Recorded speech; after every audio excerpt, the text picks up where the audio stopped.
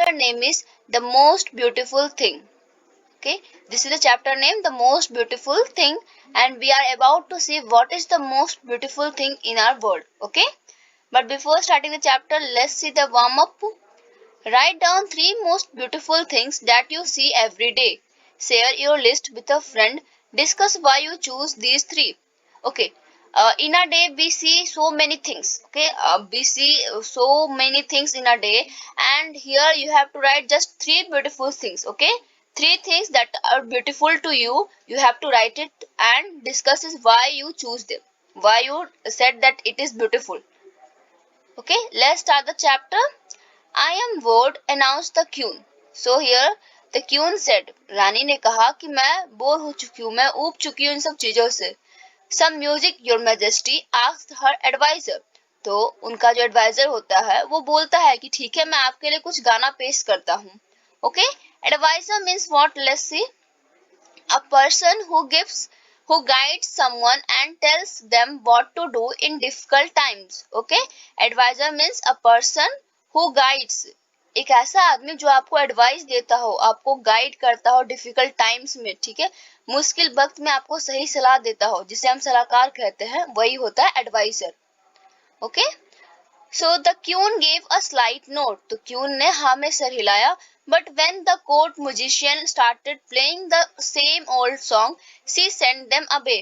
लेकिन जब वो जो गाने वाला आया था वो सेम वही पुराना सॉन्ग गाने लगा, तो उस रानी ने उन्हें वापस भेज दिया.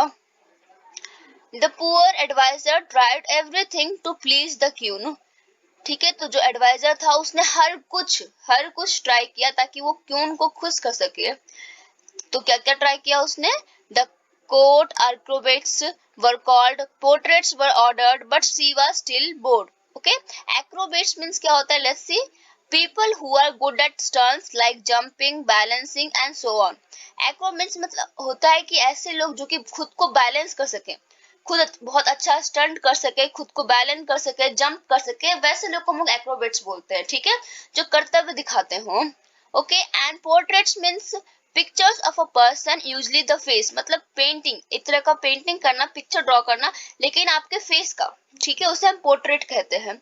तो यहाँ पे एडवाइजर ने रानी को खुश करने के लिए बहुत कुछ किए. ठीक है, उसने एक्रोबेट्स को बुलाया ताकि वो उनका एंटरटेनमेंट कर सके, पोर्ट्रेट से बहुत सारे बनाए, लेकिन तब भी वो बहुत बोर थी. I am tired of all this, she said, pointing to the room. I need a different sort of beauty. तो वो कहती है कि मैं इन सब चीजों से थक चुकी हूँ. ओके, मुझे कुछ अलग तरह का सुंदरता देखना है, कुछ अलग ब्यूटी देखना है. ठीक है. She announced, inform everyone that the queen is holding a contest for the most beautiful thing in the world and the prize shall be this crown. Okay, तो वो अनाउंसमेंट करवाती है, अनाउंस करती है कि आप सबको जाके ये इन्फॉर्म कर दीजिए कि रानी क्यून जो है कॉन्टेस्ट करने वाली है most beautiful thing in the world का. ठीक है, रानी ये कॉन्टेस्ट करने वाली है most beautiful thing in the world का. और प्राइज क्या होगा? प्राइज होगा रानी का क्राउन.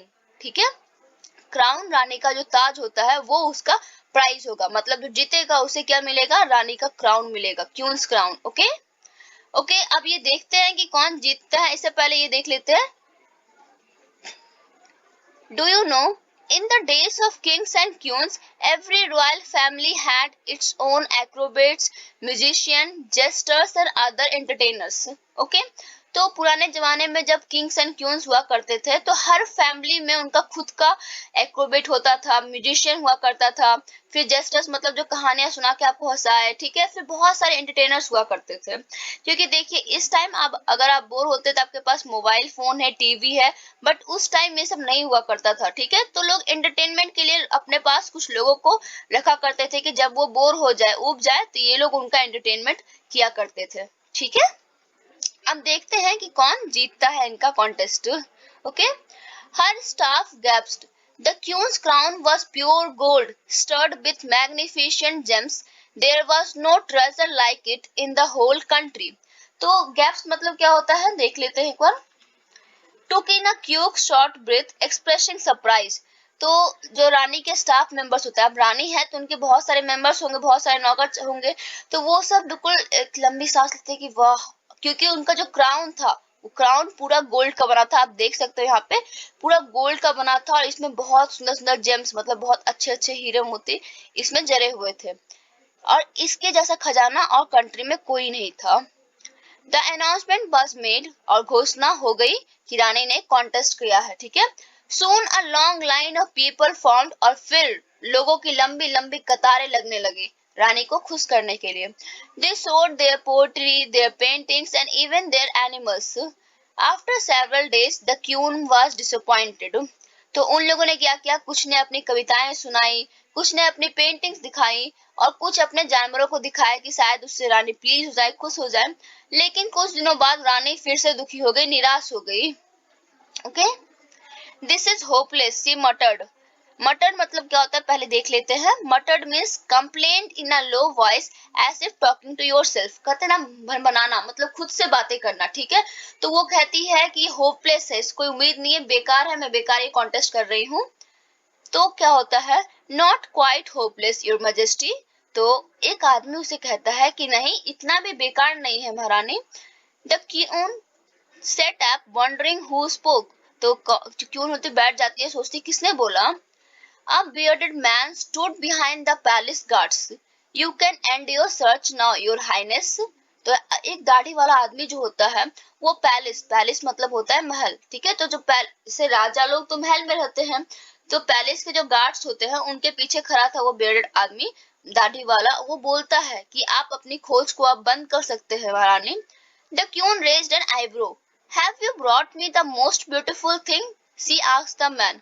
तो क्वीन जो है अपने मतलब कि पूछती है उससे कि क्या तुमने मेरे लिए most beautiful thing in the world लेके आ गए हो।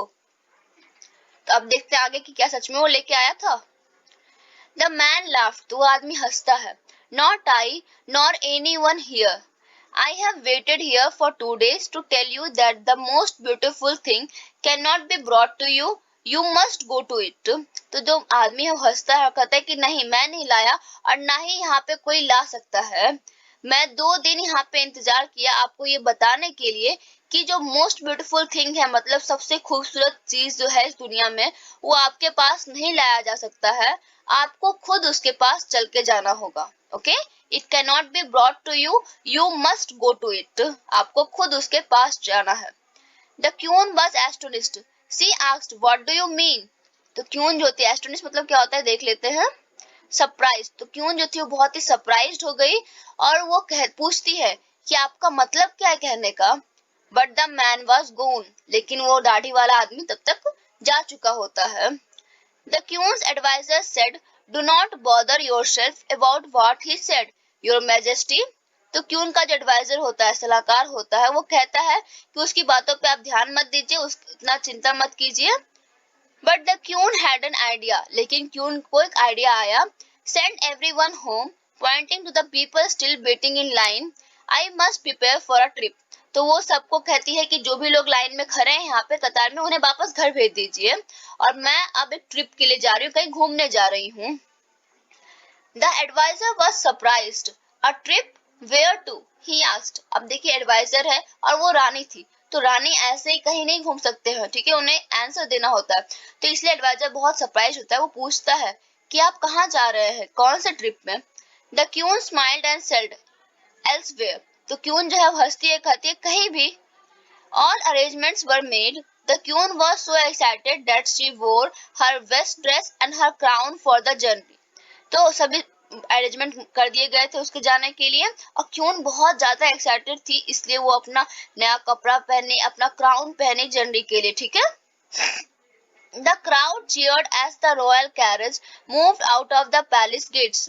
तो जब लोगों को पता चला कि रानी बाहर जा रही हैं, तो वो सब पैलेस के बाहर क्राउड एक बहुत ज्यादा भीड़ लगा दी है। तो जब उसका कैरेज, रानी का जो रथ था, जब वो वहां से गुजरा तो सब लोग बहुत चीयर कर रहे थे उस रानी के लिए, ठीक है।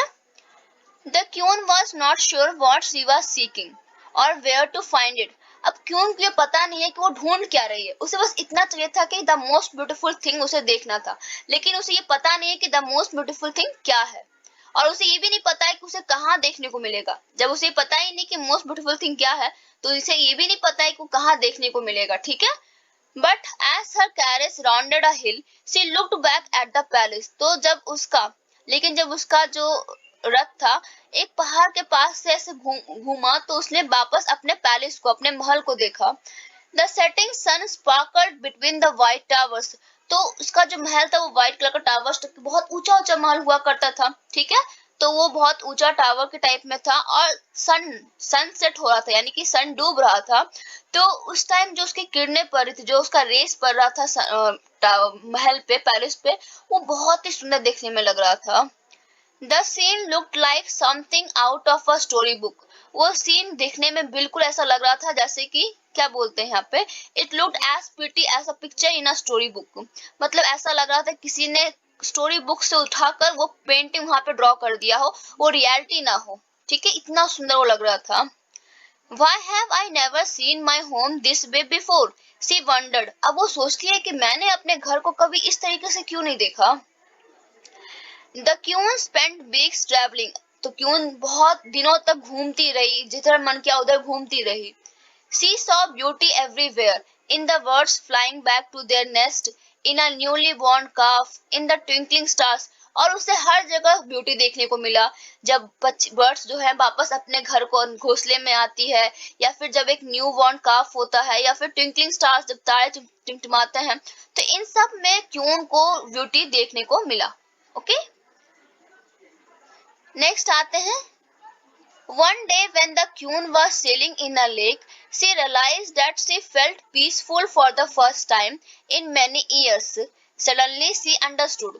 तो एक दिन जब क्यून जो थी वो नदी में सेल कर रही थी, मतलब नाव चला रही थी, तो उस टाइम उसको रियलाइज हुआ, उसे ये एहसास हुआ कि इतने सालों बाद जाकर उसे बहुत ही पीसफुल, बहुत ही शांतिपूर्ण लग रहा है।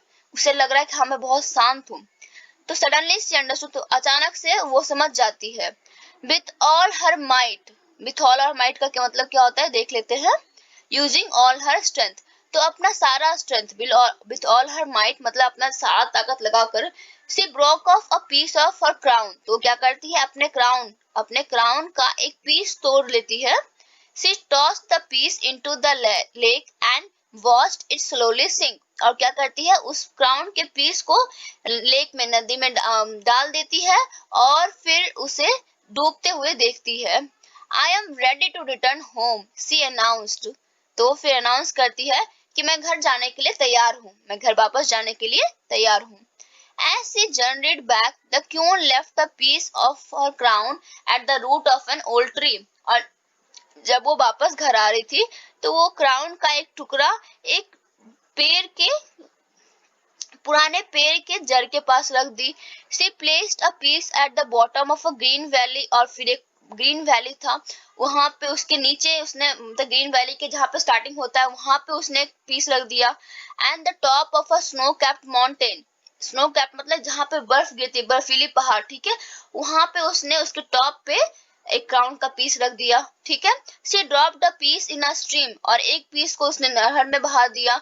सी tied a piece onto the mane of a pony, फिर एक पोनी के अथी में टाई कर दिया एक पीस को।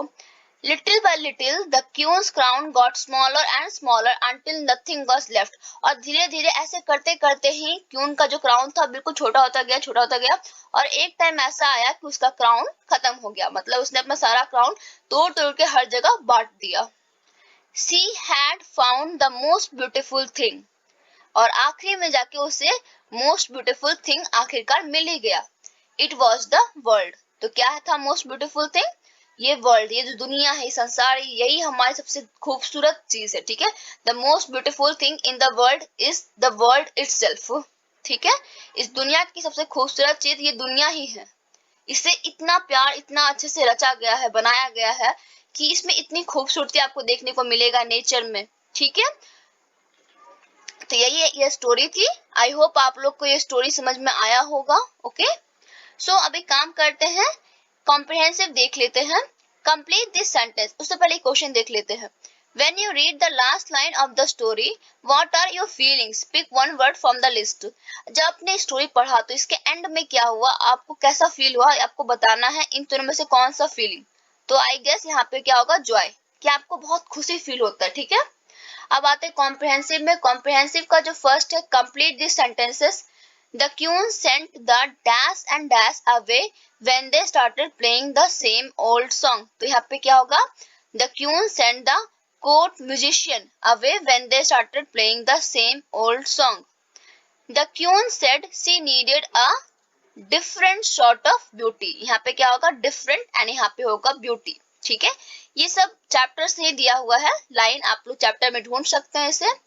The queen's crown was pure gold stud with magnificent gems, ठीक है। यहाँ पे होगा गोल्ड एंड यहाँ पे होगा जेम्स।